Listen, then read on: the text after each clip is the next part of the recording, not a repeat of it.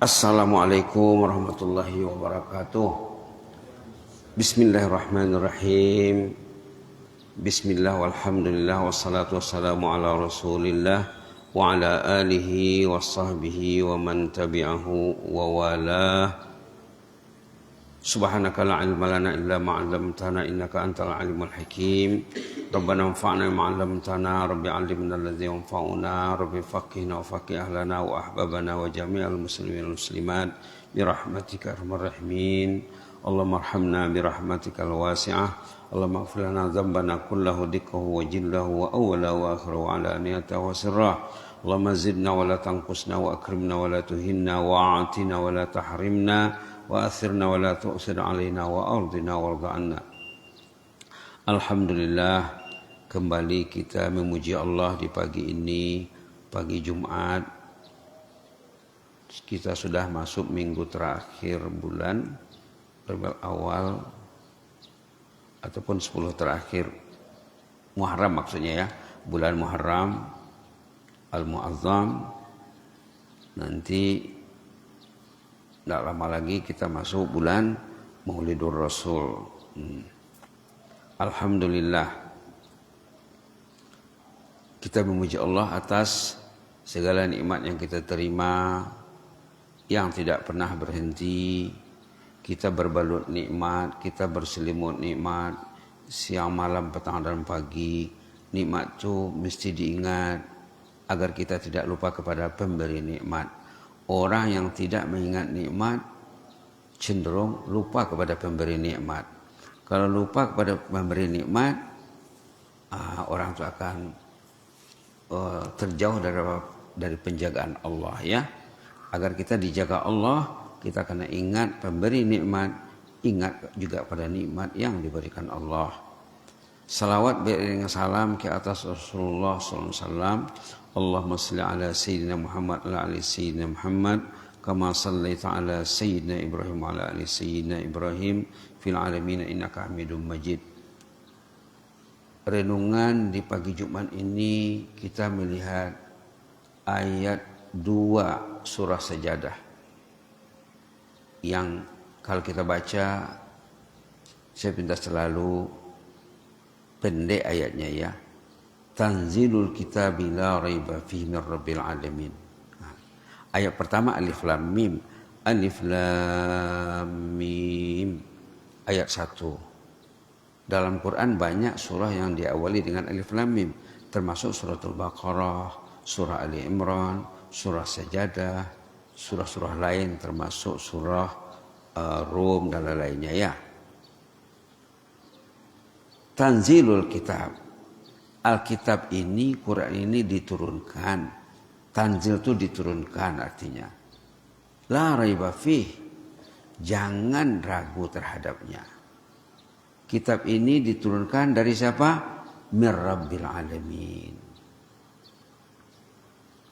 Kalau susunan yang mudahnya, Tanzil kitab mir Rabbil Alamin la raiba fih.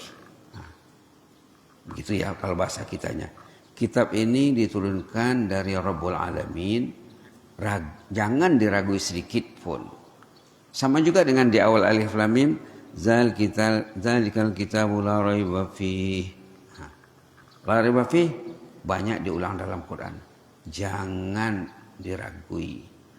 Maknanya apa? Yakinilah sepenuhnya. Kitab ini mir Rabbil Alamin. Dari Rabbul Alamin. Rabb ini kalau terjemahan yang didengar dari kecil yang banyak tersebar dalam media-media kita, Rabb itu Tuhan diartikannya, tapi sebenarnya Tuhan itu satu daripada makna Rabb. Kalau kita lihat kepada tafsir, makna Rabb itu lebih 10 maknanya. Jadi tidak bisa diterjemahkan dengan Tuhan saja. Karena lebih 10 lagi maknanya. Rabb ini yang menjadikan. Rabb ini yang mengatur. Rabb ini yang menciptakan kemaslahatan. Rabb ini yang mendidik kita. Mengurus kita. Mana murabbi? Orang beriman dididik Allah dengan apa? Dengan salat, dengan agama, dengan Quran, dengan masjid, dengan salat sunat, salat fardu, dengan salat tahajud, salat duha, dengan puasa, dengan sedekah, dengan ilmu. Nah, dengan ilmu. Yang penting Quran ini diturunkan dari sisi Allah yang mengatur alam ini. Dikasihnya kita Quran untuk mengatur kehidupan kita. Di awal Baqarah disebut Quran itu hudan lil muttaqin. Nah, di sana hudan. Kalau di awal Baqarah hudan lil muttaqin. Alif lam mim dzalikal kitab la raiba fih hudan lil muttaqin. Hudan di sana. Hudan itu pedoman, panduan. Yang pada kebanyakan diartikan petunjuk. Petunjuk kalau dibandingkan dengan pedoman mungkin lebih dekat di hati kita pedoman lagi, panduan. Hudan sumber hidayah. Tapi untuk siapa? Lil muttaqin. Itu di awal Baqarah ya. Lil muttaqin. Orang yang mau memperbaiki hubungannya dengan Allah. Orang yang memilih jalan takwa. Ahlut takwa. Mau dia mematuhi perintah Allah. Menjauhi larangan Allah. Berguna baginya Quran. Tapi kalau dia tidak kenal peraturan Allah. Pantang larang kehidupan ini. Tidak dipedulikannya. Tidak perlu sama dia Quran. Sebenarnya dia perlu. Tapi dia merasa tidak perlu. Subhanallah. Tanzilul kitab, kitab Al-Quran ini diturunkan.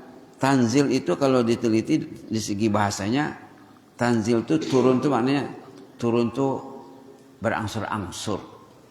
Nah, makna tanzil dalam Quran ada nazala, ada anzala. Di surah Al-Qadar inna anzalnahu, ada anzala. Anzala itu maknanya turun sekaligus. Tanzil ini turun berangsur-angsur. Step by step. Turun sikit-sikit. Macam mana Quran itu diturunkan? Perlu kita belajar tentang asbabun nuzul. Namanya. Sebab atau cerita Quran itu diturunkan. Biasanya Quran itu kebanyakannya turun menjawab persoalan.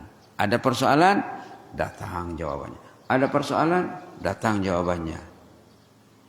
Ataupun menjawab persoalan yang belum terjadi dan bakal terjadi. Malah menjawab persoalan masalah yang akan timbul nanti di padang mahsyar di hari kiamat. Sudah ada di sini.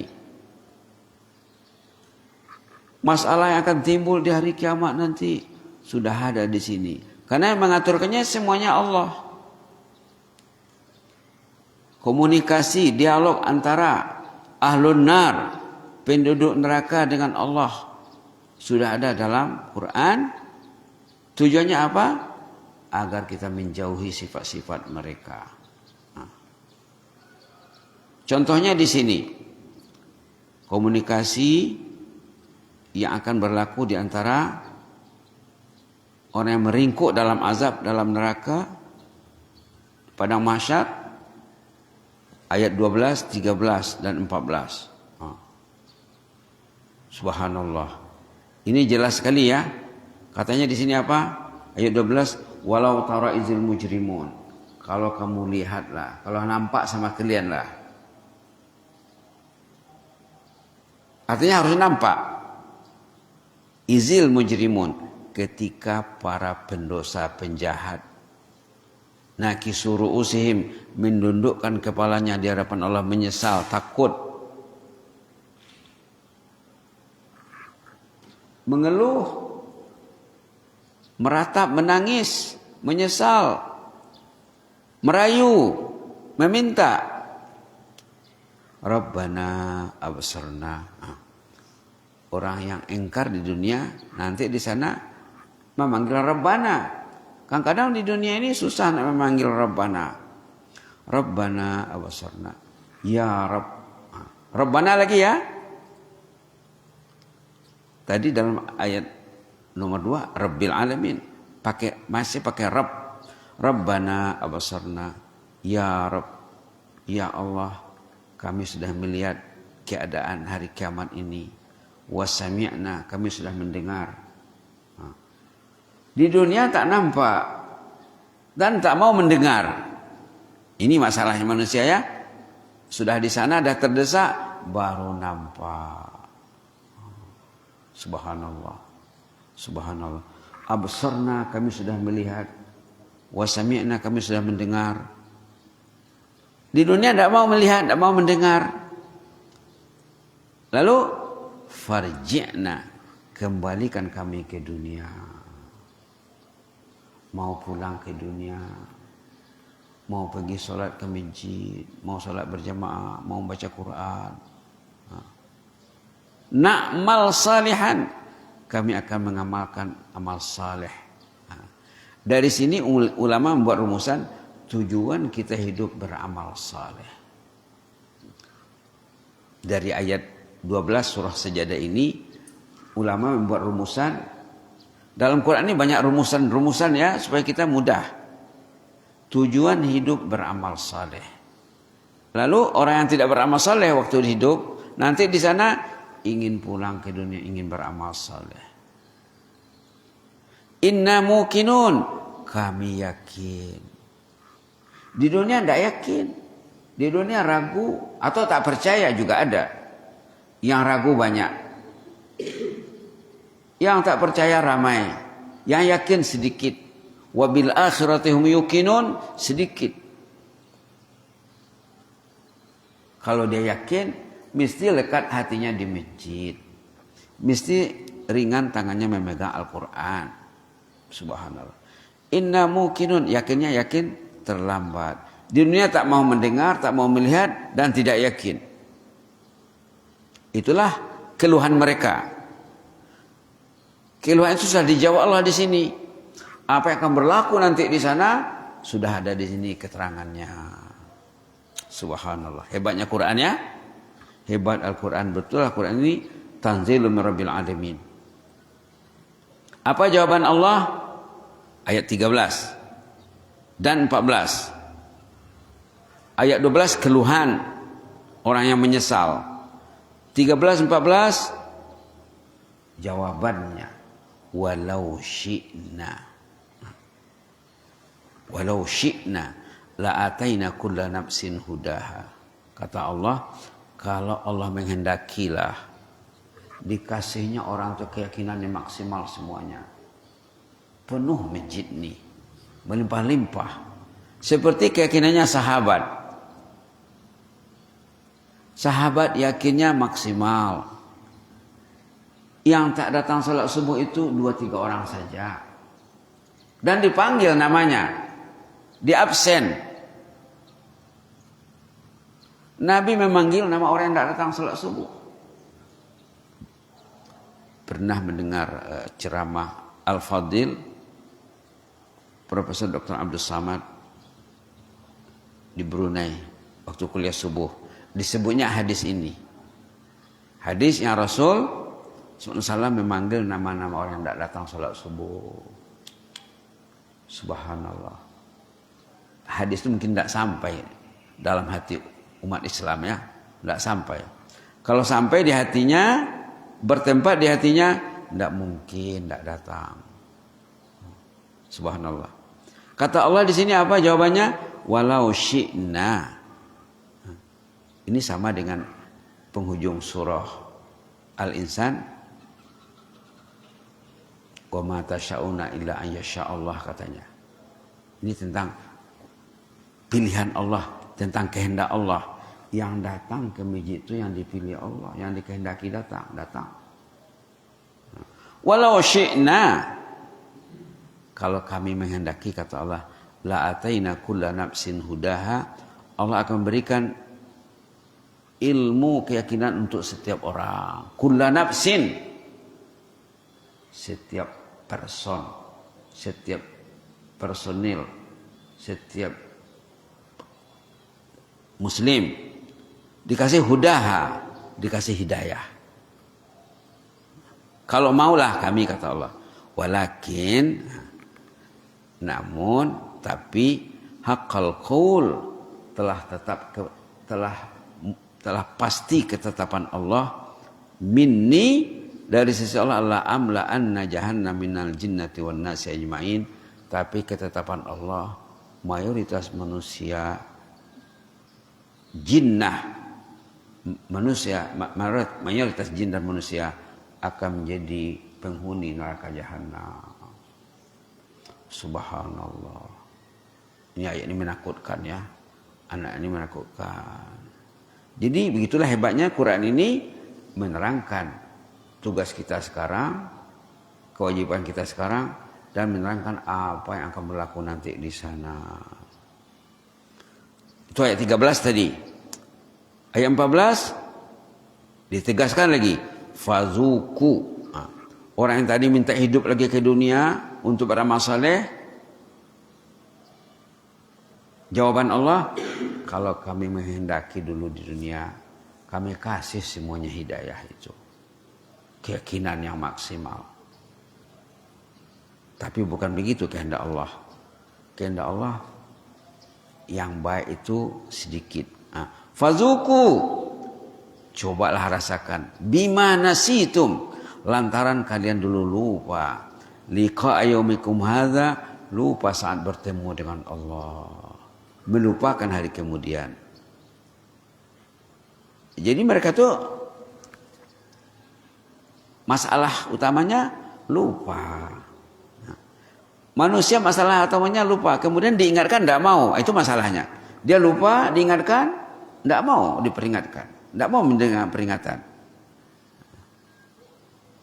Masalah manusia lupa, ataupun pura-pura lupa, atau tidak mau tahu.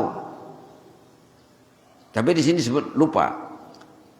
Inna nasinakum, kami melupakan kamu sekarang. Dulu di dunia kamu lupa, sekarang jawabannya lupa. Lupa lawan lupa. Tapi kalau ingat Allah, bisa dibantu. Wadzuqu azabal khuldi, rasakanlah azab yang kekal ini bima kuntum ta'malun, lantaran perbuatan kamu sendiri. Kata orang kita, tangan menyencang, bahu memikul. Begitulah ya, Rabbul Alamin yang mengaturkan alam ini sudah menerangkan dalam Quran apa yang akan terjadi di sana nanti. Baru nanti di bawah tentang sifat ahlul jannah. Tadi tentang sifat ahlun nar. Ayat 13, 14 tentang sifat penghuni neraka. Ayat 15 sesudahnya, 16 dan seterusnya lagi sampai ayat 19. Berapa ayat ya?